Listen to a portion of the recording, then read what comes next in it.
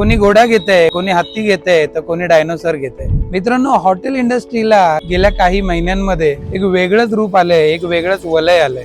Social मीडियाच्या प्लॅटफॉर्मवरती खूप वेगळ्या पद्धतीने हॉटेल इंडस्ट्री ही प्रेझेंट केली जाते आणि त्याच्यामुळे हॉटेल व्यवसायाकडे बघण्याचा जो दृष्टिकोन आहे तो पूर्णपणे चेंज झालेला आहे. हॉटेल इंडस्ट्री ही खरंच प्रॉफिट मेकिंग इंडस्ट्री आहे, पण बाहेरून जेवढी दिसते तेवढी ती सोपी नाहीये. अतिशय किचकट इंडस्ट्री आहे. याच्यामध्ये तुम्हाला असं वाटतं की बाबा आपण क्वालिटी दिली तर आपल्याकडे लोक येतील. डेफिनेटली ही गोष्ट खरी आहे. क्वालिटीमुळे ग्राहक आपल्यापर्यंत पोहोचतात खरं, पण ग्राहक टिकून ठेवण्यासाठी आणि या व्यवसायामध्ये मोठं होण्यासाठी हॉटेल इंडस्ट्रीमध्ये बऱ्याचशा गोष्टी आहेत ज्या अतिशय किचकट आहेत. त्यात सगळ्यात इम्पॉर्टंट गोष्ट आहे स्टाफिंग.